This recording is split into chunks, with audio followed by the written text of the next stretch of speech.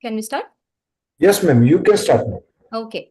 So, a very good evening, everyone, respected faculty and distinguished delegates. So, on behalf of the entire Genova team, I, Dr. Supriya Pol, currently working as a medical lead in CNS cluster at Genova, welcome you all to this first stroke interventions stories workshop. Well, this initiative has been thoughtfully designed to provide an interventional neurology perspective on stroke care with focused attention on key clinical challenges and decision points. So we are very confident that these sessions will provide a very meaningful clinical perspective and actionable takeaways that can be translated into everyday practice. So with that note, it is my absolute honor to introduce our today's distinguished faculty. So first, we have Dr. Anand Alurkar sir for today as a course coordinator. Sir is an interventional neurologist and stroke specialist, currently working as a head in KM Hospital and Jahangir Hospital, Pune. Well, sir is highly experienced interventional neurologist with more than 20 years in stroke and neurovascular intervention. He is among the first few pioneers in this space in India, Pune. Sir is also expertise in endovascular treatment of ischemic and hemorrhagic stroke, including thrombectomy, stenting, and aneurysm coiling. Well, to highlight few of the sir's last 20 years work, sir has done more than 9,000 plus diagnostic cerebral angiographies, more than 3,700 major neurointervention. Sir was among the first in India to deploy a MCA stent for recurrent stroke way back in 2004. Sir has a high volume experience in intracranial stenting in India. He is also a founder secretary of Society of Neurovascular Intervention and also an executive committee member and past president-elect of ISA. We welcome you, sir. So moving on, Thank you, Supriya. we have Dr. Shripal Shah, sir, joined us today as a moderator. Sir is an intervention neurologist and also a stroke specialist and currently working as a head neurology in Shadri Super Specialty Hospital, Nasik. Well, sir also comes with a wide 15 plus years of experience in comprehensive stroke care and neurovascular intervention. Sir is a pioneer in establishing advanced stroke and neurointervention service in North Maharashtra. Sir is also expertise in mechanical thrombectomy, cerebral angiography, stenting, and aneurysm coiling. Sir is a proven leader in building stroke system with multidisciplinary teams and improving the patient outcomes. Sir has been invited as a faculty in both national and international and active contributor to the stroke education and research. To highlight a few sir's work in last 15 years, sir has done more than 5,000 plus cerebral angiographies, 125 plus thrombectomies, 200 plus carotid stenting, aneurysm coiling, intracranial stenting, executive committee member of ISA and also of SNVI. And sir is a member of leading global neurology and stroke organization. We welcome you, sir. Thanks a lot, Supriya. Moving on, we have Dr. Pradyumna sir as a moderator. Well, sir is a director and head in the Department of Neurology of Navnati Max Super Specialty Hospital, Mumbai. Well, sir is a very senior neurologist with more than 20 years of experience in interventional neurology and stroke care. He is a pioneer in advancing acute stroke care and neurointervention practices in India. Also expertise in management of acute stroke, aneurysm, carotid and intracranial stenosis, and AV malformation. Sir has an extensive experience in interventional neurology, procedures including stenting and endovascular therapies. Sir is very active academician involving in teaching, research and development of stroke units. A few key highlights: sir is director, head neurology at leading super specialty hospital in Mumbai. He is also a founder member of Society of Neurovascular Intervention. He is an advisory board member at SNBI and proctor of Global Neurointerventional Technology. Sir is also published research in leading journal including stroke and very recognized among top doctors in India for neurointervention. We welcome you, sir. Moving on, we have Dr. Vishal Gaikwad sir as a speaker for today's session. He is working as a consultant at Care Sigma Hospital, Sambhaji Nagar. He's trained at prestigious KM Hospital, Mumbai. Sir has completed MD in General Medicine and DM in Neurology. Sir has finished his fellowship in Interventional Neurology from Nanavati Max Hospital under Dr. Pradyumna sir. He is also observership in Advanced Neurointervention under Dr. Anand sir. He has also been awarded FINR Gold Medal in Interventional Neurology Exit at SN Vicon, Delhi. Sir is also expertise in stroke intervention and endovascular neurological procedure. A few key highlights. Sir has a very strong academic background from premier institutes. He has advanced training in interventional neurology and stroke care. He is recognized for his excellence with national level FINR gold medal and currently practicing as consultant interventional neurologist in Sambhajinagar. We welcome you, sir. Thank you. At last, we have Dr. Mukesh N. Sharma, sir, as our second speaker. Sir is director at Marengaon Sims Hospital, Ahmedabad. Sir is highly skilled interventional neurologist with more than 10 years of experience in neurointervention. He is among the first few neurologists trained as an interventional neurologist in Gujarat. His expertise in comprehensive stroke care, including thrombolysis and mechanical thrombectomy, advanced proficiency in DSA, intracranial stenting, and acute stroke intervention. Sir also brings in a lot of experience in aneurysm coiling, flow diverters, and AVMB embolization. A few key highlights. Sir is expertise in stroke intervention and neurovascular procedures, specialize in carotid angioplasty and stenting, and also leading neurointervention service at Premier Institute in Ahmedabad. We welcome you, sir. So with this introduction, now I hand over our session to Dr. Anand, sir, to set up the context for today's session. Over to you, sir. Yeah, thank you very much, Dr. Supriya. I am very honored to be coordinating this course. This is an excellent venture on the part of Genova. And I think you're already doing this for stroke in general. And we always used to think that it is high time that Genova also participates in promoting neurointervention. So this is an excellent venture on your part. And I hope this continues program, this venture continues for probably many, many years to come. And we are always fond of teaching. We are always fond of sharing our expertise and our problems that we have so that others learn from them. And this is an excellent platform for that. So I think I'll hand over to the moderators and then we can have the case presentations.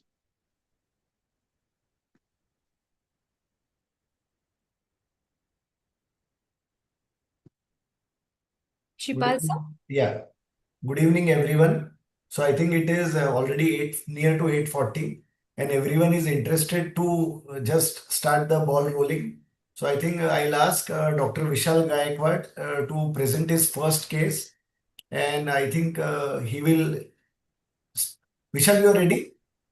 Yes, sir. Ready, sir. Yeah. Yeah. Okay. So you can share your slides and please present your case. Is it visible, sir? Yes. Sir, it is visible.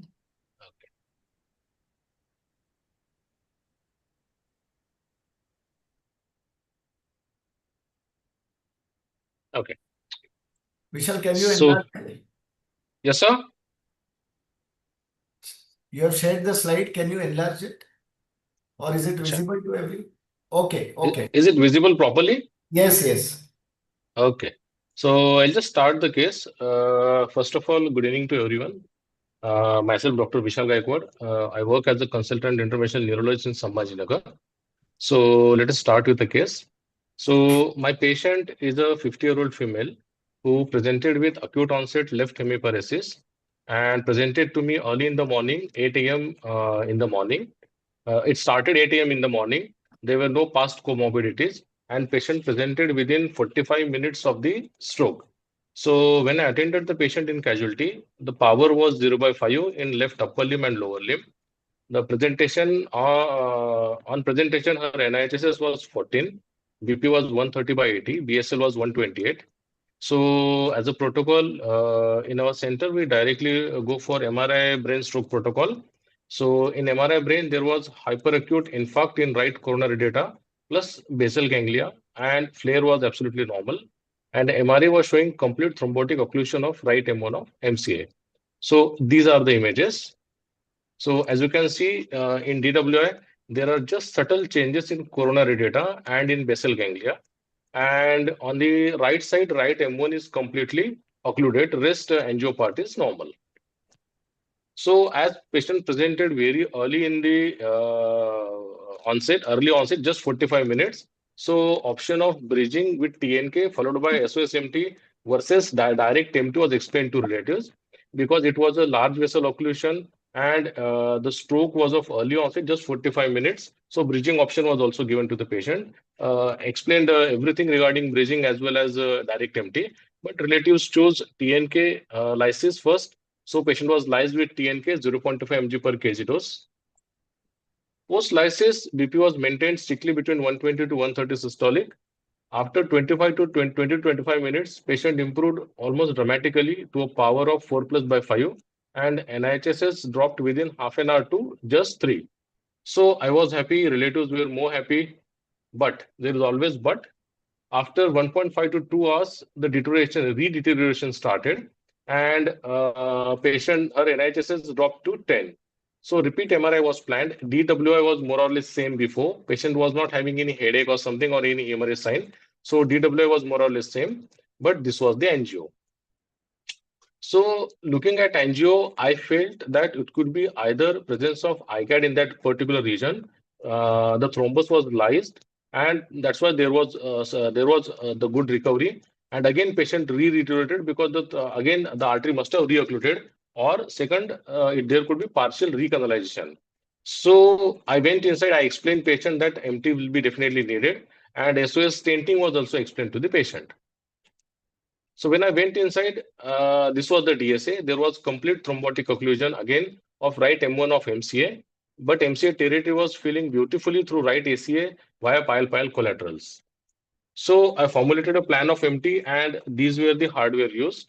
So Neuron Max as a guide catheter, RAID 62 for aspiration, Phenom 21 solitaire stent retriever of 4x40, Traxxas wire and penumbra suction pumps were used. And Solumbra technique was used for aspiration, for thrombectomy. And in first pass, there was complete recanalization. So basically, that was not ICAD, that was just thrombus. And probably post lysis, there was partial lysis of the thrombus, and it was appearing as if it's a ICAD. So in first pass, there was TK3 recanalization. And this was the CT after 24 hours. As you can see, there is a small hypodensity in basal ganglia region. And in terms of clinical improvement, post-op status, after 24 hours, her power was 4 plus by 5, NHSS was 2 after 24 hours, and she is still coming to follow with MRS 0 to me. So what are the advantages of bridging and what are the disadvantages of bridging when we do it? So first of all, bridging is definitely excellent for all those centers where drip and ship model is followed. In all secondary hospitals where MT facility is not directly available, then bridging is definitely a better option. It may dissolve small distal microemboli after MT. But what are the disadvantages? First, it increases door to groin time. Specifically, if you are working in a MT ready centers, it increases chances of reperfusion hemorrhage. Third, there could be partial lysis, which we have seen very frequently, that there could be partial lysis of those clots, and this fragmented thrombi may go distally, and your result, which could have been TK3, maybe would be TK2A or TK2B.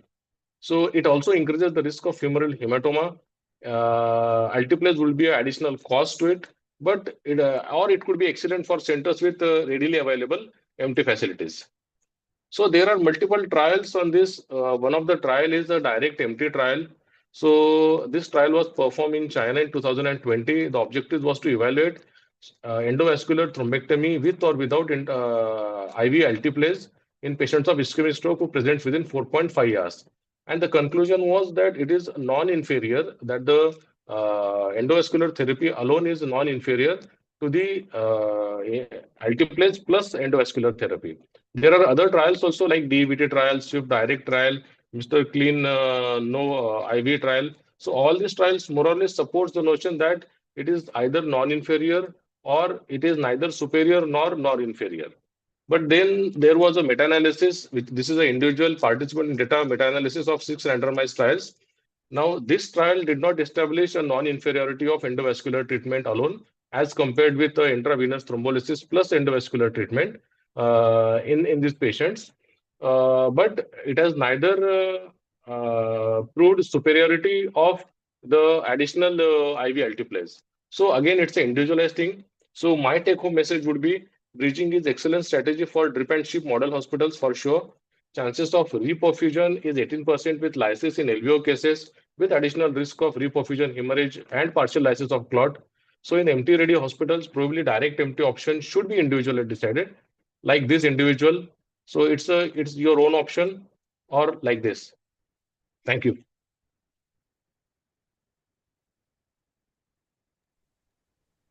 Thank you, Vishal. Do we have SWI image when the patient presented? Yes, sir. SWI. Not with me right now, sir. Because SWI will help us to Yes, sir. understand Yes, whether it's sir. a thrombus or whether it's a stenotic lesion. Agree, sir.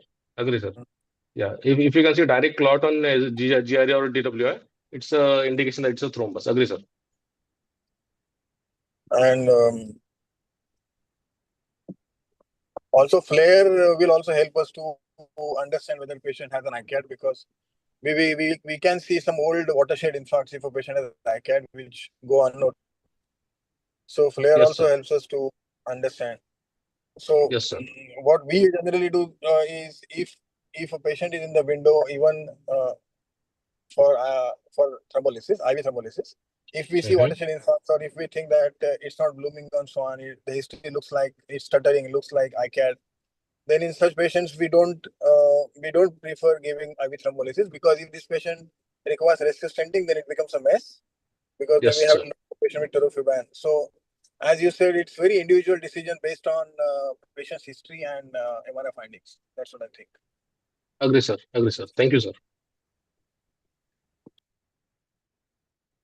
Most of the time, GRE and SWI images will help us sometimes to find the clot also, MCA dense sign, which may be seen. But even the length of the clot also can be determined on SWI in the MCA. So that helps us to understand that thrombolysis is going to be futile or it is going to help. So directly these patients can be taken for the thrombectomy if the length of the clot is high. Yes, sir. Yeah. But That is also one indicator.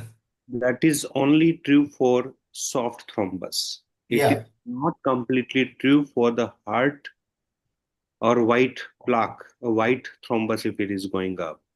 Same is for the CT. If in a CT, hyperdense sign suggestive of a soft thrombus is there. If it is a isodense, okay, or if it is not showing in a GRE, it's maybe fibrin-rich plaque that may be there. Most of the time it is sole our problem is ICAD or is a thrombus, but sometime if white thrombus is there, it may not.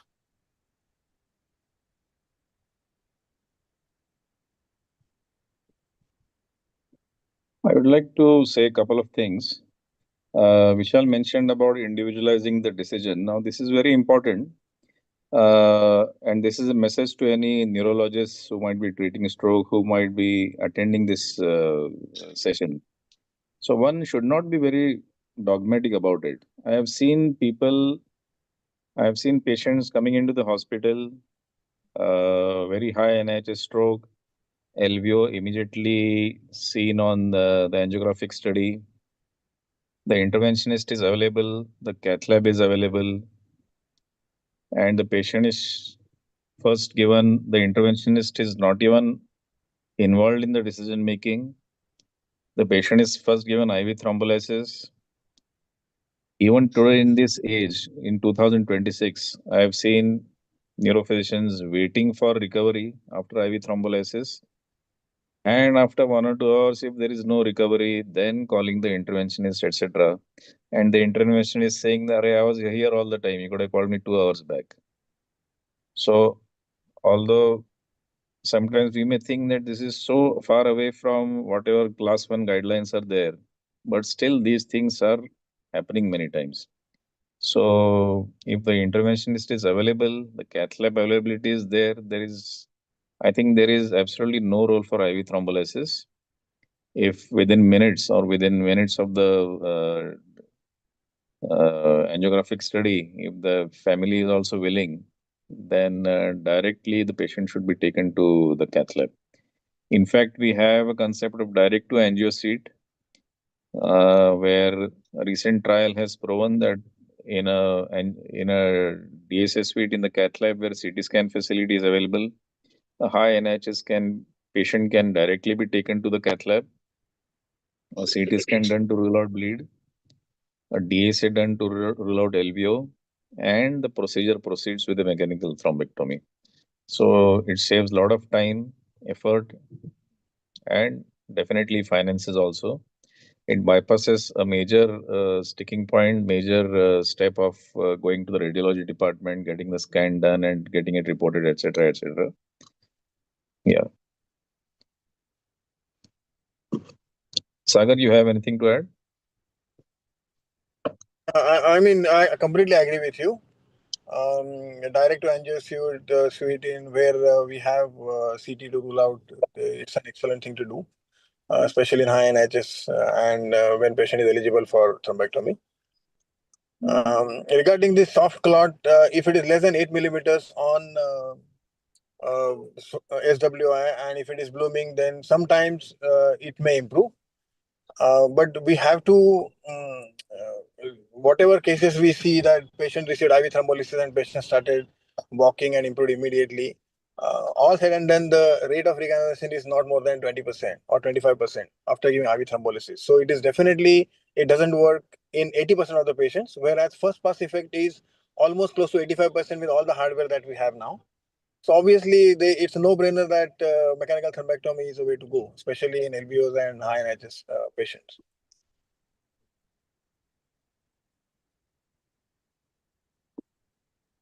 Sir, can we take some questions from the audience or?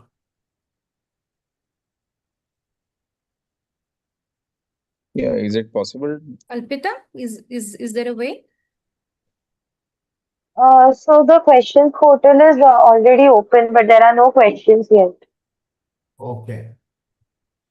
So audience, I request you, if you have any questions, you can please type it in the chat box. Probably, maybe we'll take it at the end of the session. Okay. Yes, if there are any questions, then I'll let you know. But till now, there are no questions. So I think from the first case, what we conclude is, with all the experts' opinion, is any LVO with a clot which is less than 8 millimeter thrombolysis or more than 8 millimeter seen on CT or SWI and high NIHS direct angiosute, patient can be shifted and can undergo mechanical thrombectomy for the same. Chances of recanalization are 80 to 85%. And with IVT, it is less than 20 or up to 20 to 30% maximum. So I think we go to another, the next case, if everyone permits. Yeah. Yeah. So have you got my slides, your video? Yes, sir, we've got your video. RS events, I request you to please share the same. So before starting my video, good evening, everybody. Thank you for this opportunity. So I'm going to talk about the golden hours. So whenever stroke treatments comes in the picture, we always just keep, don't play right now. Pause the video for now. Let's complete. So whenever we talk about the acute stroke management, the times comes in the picture. And you all know that every minute 1.9 million neurons are dying. Okay. And we have seen if patient treated on time in a golden hours, the recovery rate is quite high.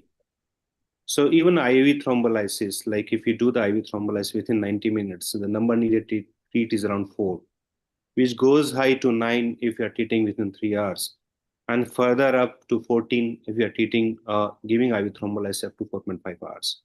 So time is a brain, and brain is a time. So the golden hour is a time after acute stroke onset. Okay. And if we can offer the treatment in the first hour, the recovery chances is quite high. And golden hours of acute stroke treatment is different. So once patient reaches to your emergency, clock starts. And the first 60 minutes in emergency actually call as a golden hours of acute stroke treatment. So that is for all patients from 1 hour to 24 hours reaching in your emergency. So that can be delivered, that kind of the treatment like IV thrombolysis or a thrombectomy can be delivered on time if you are investigating the patient within a limited time frame. So we have made a video for how we are treating acute stroke, patient reaching in our hospital in emergency. Can you play the video? In a real scenario.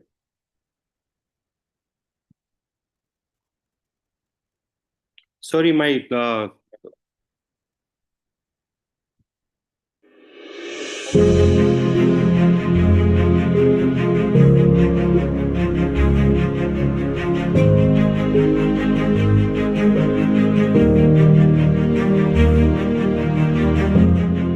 We all know acute stroke treatment is a time-based treatment.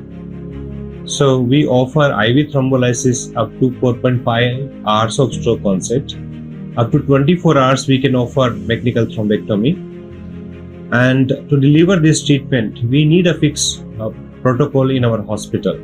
So any patient who are reaching to our emergency, they follow fixed pathway. In this video, we are going to show you how we are treating acute ischemic stroke in our hospital, in our emergency.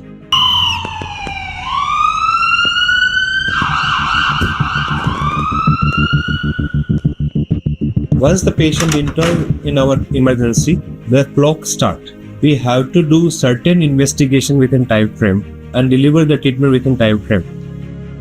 So the patient is having stroke with right-sided hemiplegia and motor aphasia. Her pulse is 87, her BP is 120/80 and her blood sugar is 237. I would like to announce code white. Good. Emergency department plays a significant role in stroke management. Our care begins at pre-hospital level. On receiving the patient in emergency, we rule out life-threatening condition and then go ahead with the history and physical examination of the patients. On suspected stroke, we activate code white to minimize the time interval between different investigations and get the treatment as soon as possible for the stroke patients. We rule out stroke mimics and activate the code white and shift the patient for neuroimaging. Our aim is to deliver the stroke treatment as fast as possible. Code white activated the emergency department, bed number 24.02. Code white. there is an announcement going on First wing, ground floor, emergency department. as well as for the stroke Number center. 24, bed number 02.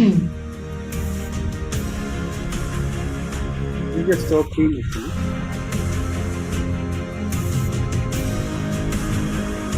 चलो हाथ ऊपर करो, हाथ दायां हाथ ऊपर करो, दायां पैर ऊपर करो, पैर ऊपर करो, पैर।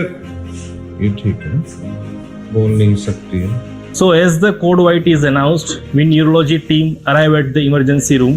We assess the patient. This 50-year-old lady is having right-sided upper limb and lower limb weakness along with speech difficulty. She is having aphasia. So we see her sugar, which is 125, and then we shift the patient to CT scan, and after CT scan we will plan for the further treatment. एक pathology request है जिसमें हम acute stroke profile लेते हैं और जब बेचते हैं पैथोलॉजी में तब उसके ऊपर व्हाइट कलर का स्टिकर लगाता है जिसमें विद इन हाफ आवर्स में हमको रिपोर्ट मिल जाती है कोड व्हाइट की जो प्रोफाइल बेचते हैं उसकी. Patient has acute stroke. We are shifting patient for emergency CT scan. So meanwhile patient is going to the CT scan or CT scan is done, our resident takes the complete history and explain about the IV thrombolysis. So once the CT scan is done, we offer the treatment or we can start the IV thrombolysis just after the CT scan. CT head showing hyperdense ICA and proximal MCA with hypodense insula showing high aspect of 9.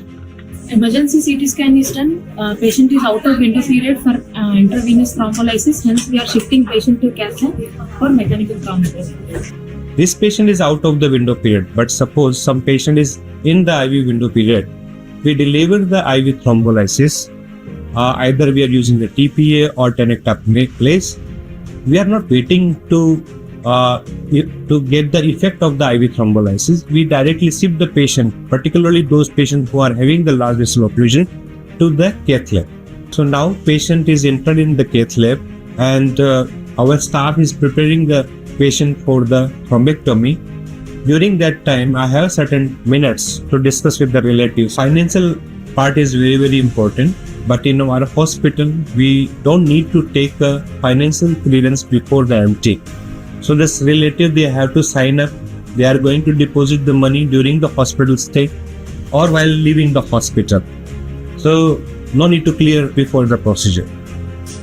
देखिए इनको क्या हुआ है कि इनको brain की left side की नली ब्लॉक हो गई है। इनको हार्ट की बीमारी थी जिसकी वजह से क्लॉट निकलकर ब्रेन की नली में चला गया और हमारा जो लेफ्ट साइड ब्रेन है वो राइट साइड को कंट्रोल करता है। तो इनको खून क्लॉट डिजोल्व करने की दवा नहीं दे सकती। 6 घंटे बाद में हम लोग इसको निकालेंगे, है ना, यहाँ के वायर से जाकर पगा से इस क्लॉट को निकाल देंगे। ठीक है, okay. ICA occlusion. This is the ICA which was occluded, and with the thrombectomy we have opened up terminal ICA.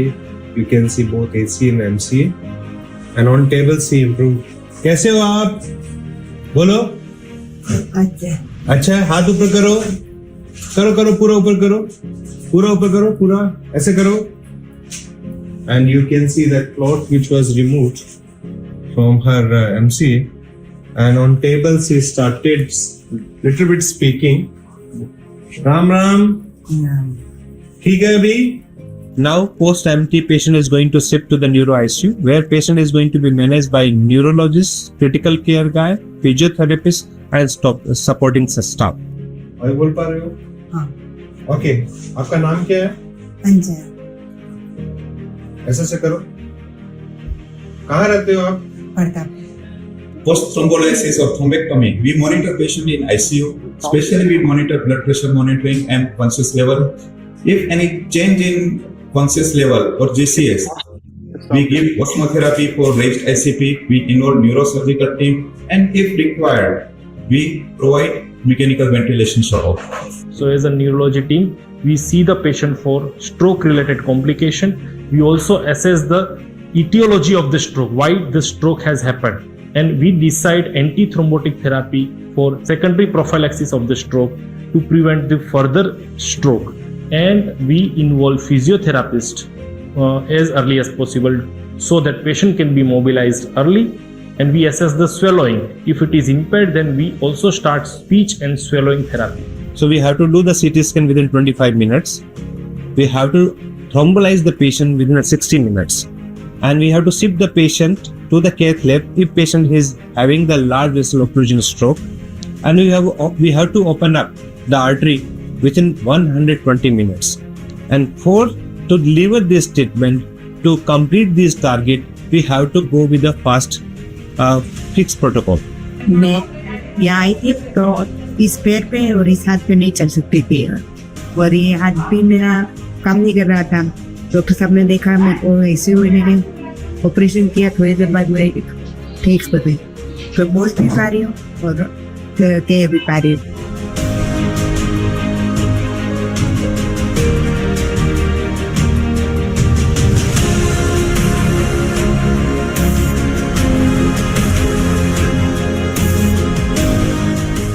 This patient has improved within 72 hours from complete hemiplegia and motor aphasia to normalcy.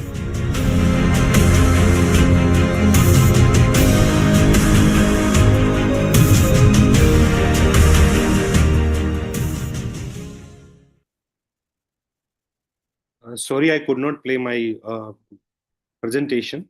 So just short video I sent for the presentation. Our protocol is fixed. No need to actually give the instruction to the emergency guy. Each and every stroke suspect go with the fixed protocol, and we have the CT based protocol number 1. Only deviation from the CT based protocol if we are suspecting a posterior circulation stroke, number 1. If patient coming with a low INSS stroke, then, and third, wake up stroke. In the only three conditions, or patient presented with a hypoglycemia, or sometime patient has a recovery from the onset, then only we deviate, we go with the MRI protocol. Otherwise, our imaging based protocol is fixed. We give the thrombolytic treatment in almost all cases, and we are not waiting for the improvement. After the immediately IV thrombolysis, patient transfer to the cath lab for the thrombectomy, particularly LVO or MVO.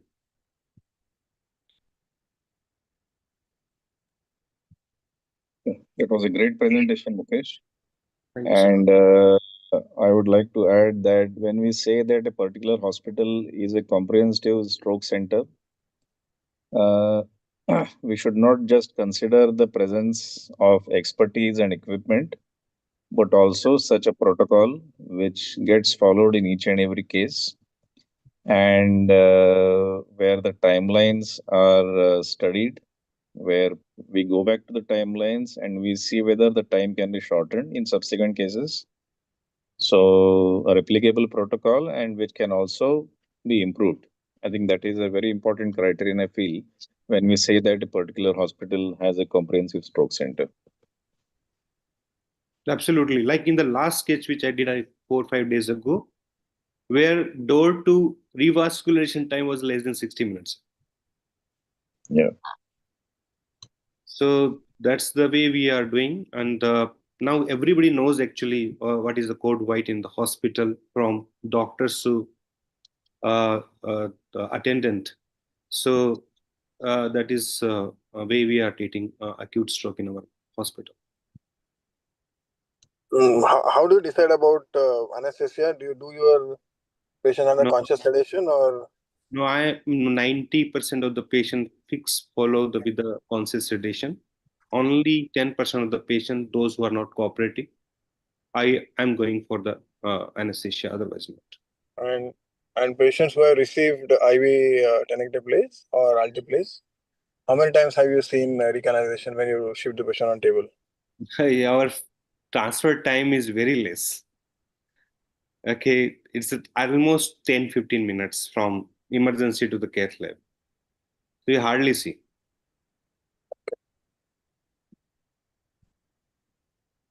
Hardly see, because the time from cath lab, emergency to cath lab is very like 10-15 minutes only. That's great. That's amazing. And in the last case we were discussing the previously, I have given, like we treated with the tenecteplase 15 milligram, then 5 milligram I given as a IV because there was a distal embolization. So like in the last choice 2 study, I think, where if you are not getting a good recanalization like a TK2-3, 2B or 3, and if you think there is a partial recanalization or distal embolization, then intra-arterial thrombolysis actually help.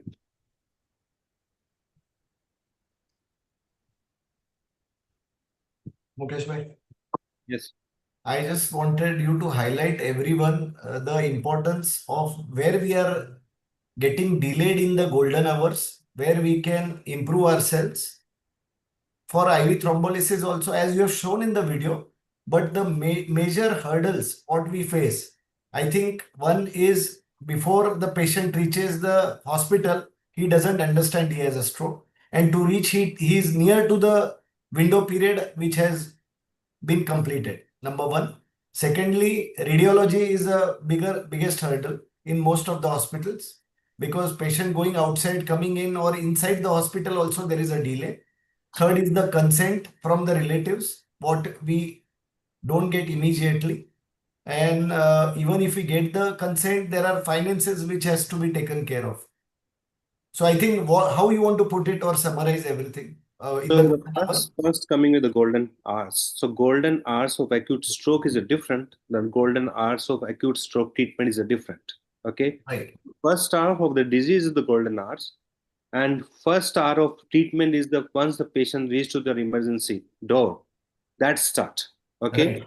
So we have the control on the second one. We don't have the control on the disease golden hours.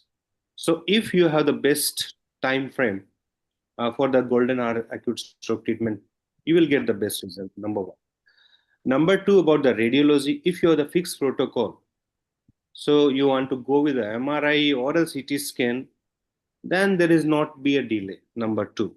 And the second, in most of the corporate hospital, actually patient belongs to so many doctors actually. But in our hospital, patient belongs to anybody, neurosurgeon, physician, cardiologist, whatever the doctor. The radiology has to be done by emergency guide by the code white only. Okay, they want to inform me or not, that is a secondary part, but they have to go with a fixed protocol if there is a stroke suspect. There is no other way. So if you have the fixed protocol and your emergency doctors want to follow, then there should not be a delay. Now coming to the last part, that the consent depend on who are doing the neurointervention, how they are explaining actually, or they want to do or not, and they are flexible or not on financial part. So that is the actually art. You have to read the patient face, how financially they are good, and give the part like and better to, if they are slight delay or slight confusion, ask them for the DSA first, and I think that is cost least. Once you have done the DSA, if you're explaining this is the arteries occluded, the other side is completely normal, how the brain is getting the blood supply, hardly anybody will deny for the thrombectomy. That is my experience for last more than 15 years now.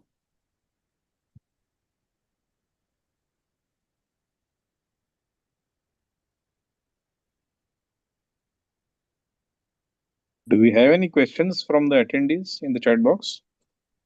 Yes, so there is one question. Yeah. So it says it is by Dr. Alok from Navi Mumbai.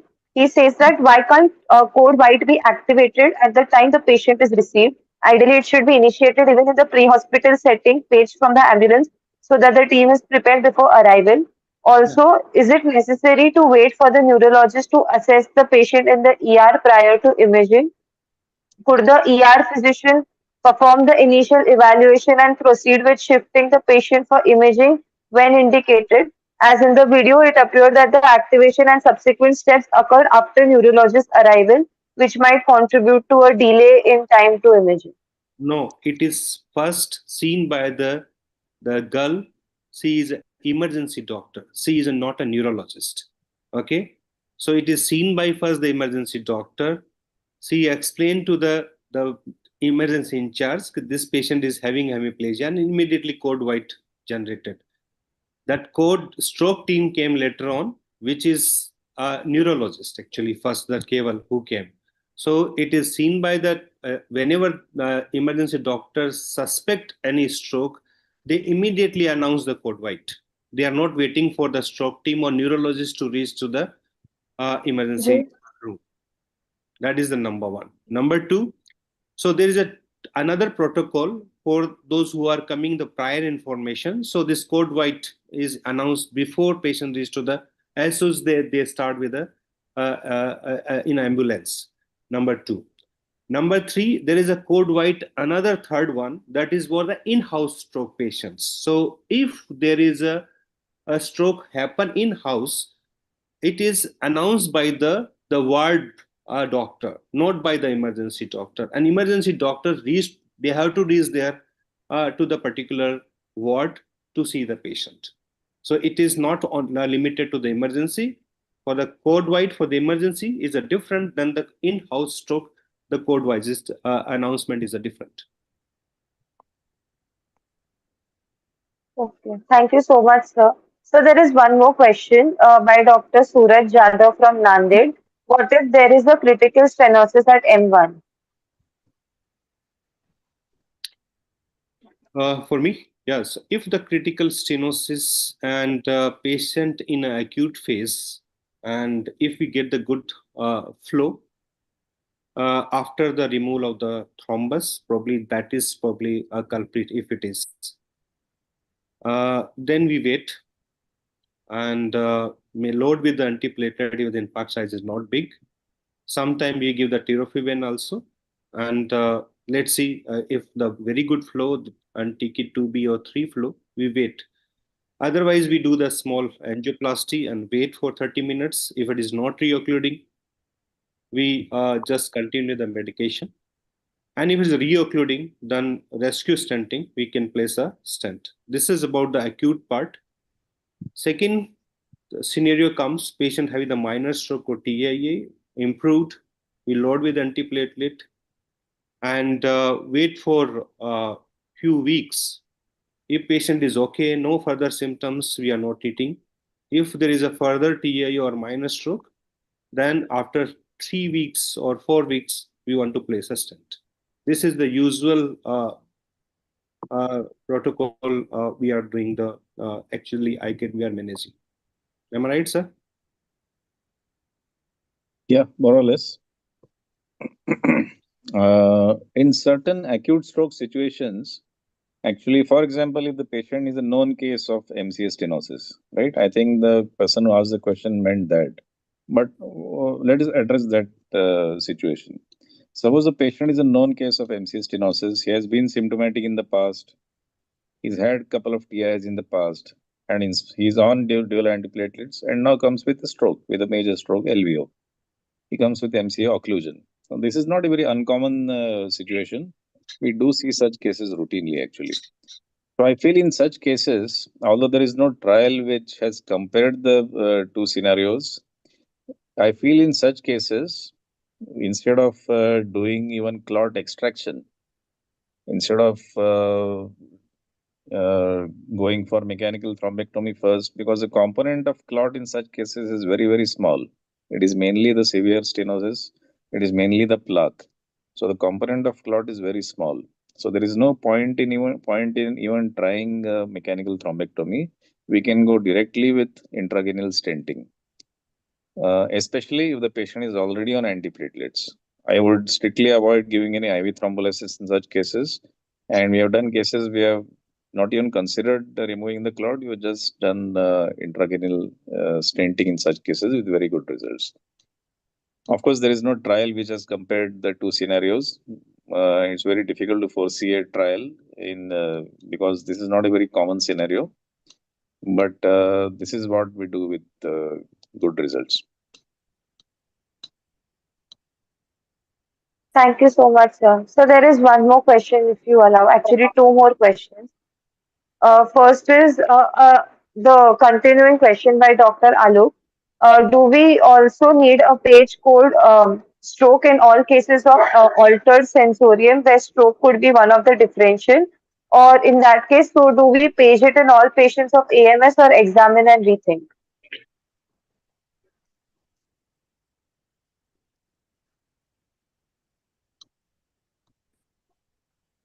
Can you repeat the questions? Like all cases of unconsciousness patient, what that mean? So he has just mentioned AMS patients. So in that case, do we examine and rethink? Do you want me to repeat the question once? Yes. Yeah, I think so. Yeah. So he mentions that do we also need a page code stroke in all cases of altered sensorium where stroke could be one of the differential? So do we page it in all patients of AMS or examine and rethink? So stroke, the most important thing is sudden onset. If somebody is having a sudden onset LOC, definitely stroke comes in the picture. But somebody is having a progressive onset, yeah, subacute onset of altered sensorium, then stroke is not in a differential diagnosis as a first, second, third. Okay, then clinical examination comes in the picture, particularly in the posterior circulation stroke. There is step separator pattern of stroke presentation, but the rest of they present in an acute sudden onset. So sudden neurological deficit, definitely there's a two things only. One is the seizure, one is the stroke. Okay, no other differential diagnosis if the patient having a sudden neurological deficit in form of LOC. Would you go for an MRI? Would you go for an MRI with such cases where you'll feel that an MRI will be better in such a case? Because most of the time it's a posterior circulation stroke. If it is ischemic stroke, like in my talk also I told you that we follow with a fixed CT protocol. But whenever we suspect the posterior circulation stroke, whenever less than 6 NHS score or a stroke with uh, wake up stroke, then we go with the MRI. Otherwise, our protocol is fixed for the CT. Because the posterior circulation stroke, you completely may miss on the CT scan. Sure, sir. So there are two more questions. Do you want me to take it up? Yeah, sure. Yes, sir. So the next question is by Dr. Girish Vadgaonkar. He has first given a comment saying that 65 to 70% of ischemic cases are non-LVOs. And second, he has a question, within how much time the patient should reach the hospital with neurointerventionist from peripheral hospital, as the hospital in which he works in the periphery, the nearest interventionist is almost 3.5 hours away.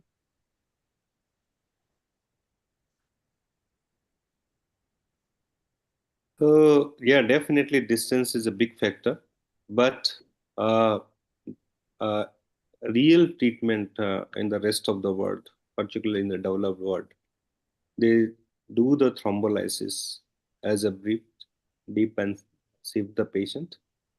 So whatever the distance actually, so we have done the thrombectomy at 18 hours, 22 hours, even more than 20 hours, 24 hours, and patient improved. So no, definitely it's not all cases actually will be the candidate for the thrombectomy once they reached as the endovascular treatment site. But maybe the more than 50% of the patients still candidate for the thrombectomy or likely to improve with the thrombectomy. So in the periphery where the IV thrombolysis is only possible, better to, after the IV thrombolysis, better to shift the patient nearby EVT center. Sure, sir. Thank you. And lastly, we have a more from a generic perspective and from a future aspect perspective of how can AI help in stroke treatments. It's a very generalized question that has come up by Dr. Dattatreya.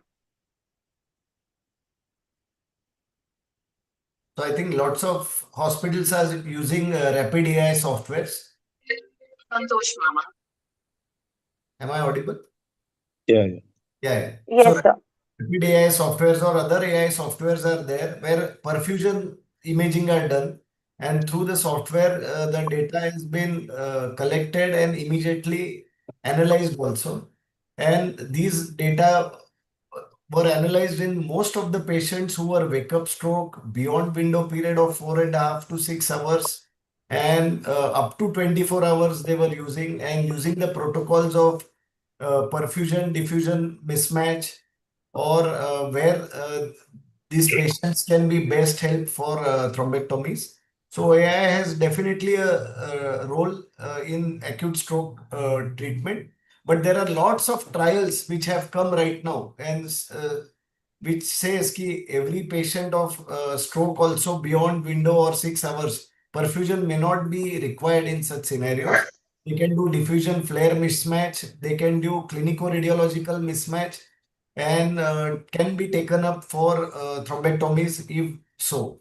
Secondly, again, the drawback is the cost of AI generated softwares. They are very costly per year installments, and hospital has to bear, or the patient has to bear those costs. I think Mukesh sir, you may agree to it. Ki You are talking about the radiological AI based picture. yeah, radiological. He's asking radiological only initially in the patient care acute stroke management. So one other model that is a hub and spoke model. Okay, so like we're discussing about the peripheral part. Okay, so if you connected with the hub, uh, all the peripheral center, so whatever the imaging is done at your center, that can be immediately transferred to the primary center, and that can be analyzed by the expert like a Sripal. Okay, and he may help you in making a decision about your patient require a thrombolysis or not, number one. Number two, this patient should be shifted or not. Number two, how much cost is involved, how much help you can do.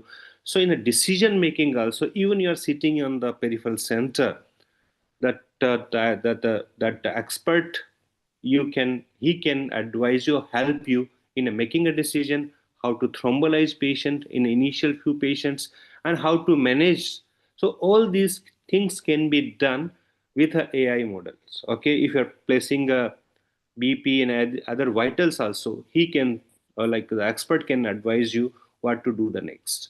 So definitely AI is having a big role, starting from the peripheral to shifting to the central part, then analyzing the imaging. You can analyze your imaging, then you are putting your time frame also in AI model. So how your actually hospital is doing in that part. So everything, how you can improve by analyzing these your the datas, where is the mistake, which part of a step is taking more time, so you can correct that part, so you can improve your quality actually in a stroke care. So definitely the AI is having a good use part, and probably right now, like Sripal said, it's a costly, but probably in a few years going to help is making the diagnosis, making the treatment plan, and then the follow-up. And again, in the physiotherapy also, AI model can help, particularly just some videos, and patient is just looking on those videos, doing a physiotherapy at their home. So in that part also, so definitely in a stroke care, from starting from diagnosis till the physiotherapy is a big scope actually.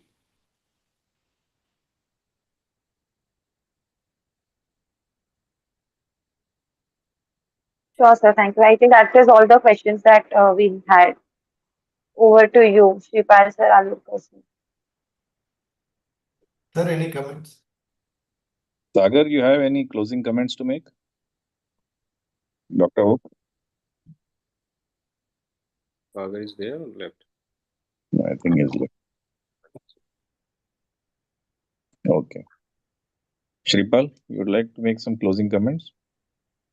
So I think it's a great podium for us to discuss most of the acute stroke dilemmas, gray areas, management issues, and share our own experiences plus guidelines, which can be used in tandem or hand to hand, and to help others also to treat in such emergency scenarios, all acute stroke patients. So I think it's a very good initiative, and we should continue this for a long period of time. Yeah. One suggestion I would like to make to the Geneva team.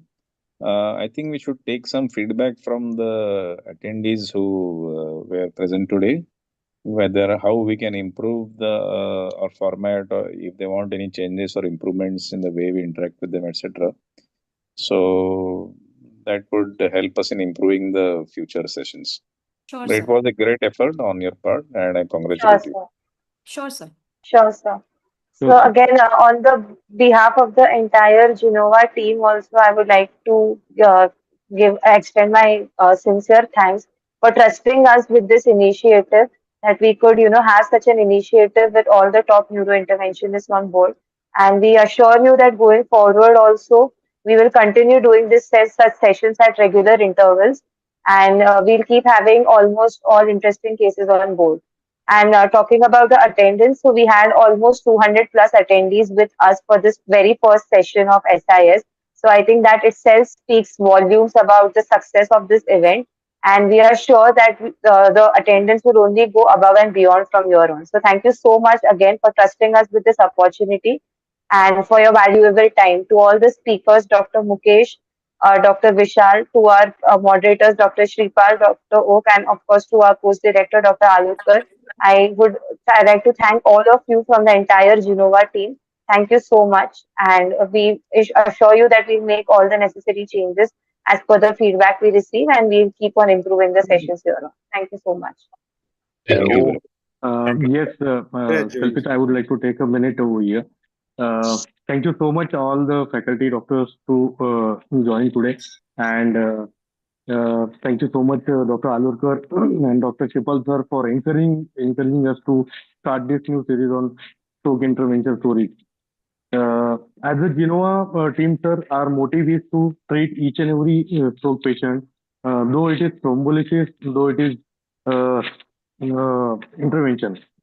But each and every stroke patient should get the proper treatment and should live their life longer.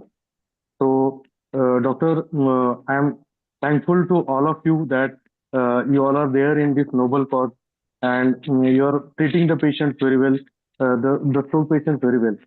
Sir, we as a Genova team, we promise you that we will be there to partner you in saving the stroke patients, and we will be there hand in hand with you, sir. So yes, thank you so much again, all the faculty doctors, all the members, and all the attendees to join the program. We'll be continuing the series again month on month basis. And yes, about attendees, we have 234 attendees today. And I think this is the great number for the first program, I would say. So thank you so much, doctor, for giving this opportunity. Good night, everyone. Thank you, everyone. Good night. Thank you. Thank you. Good night. Good night.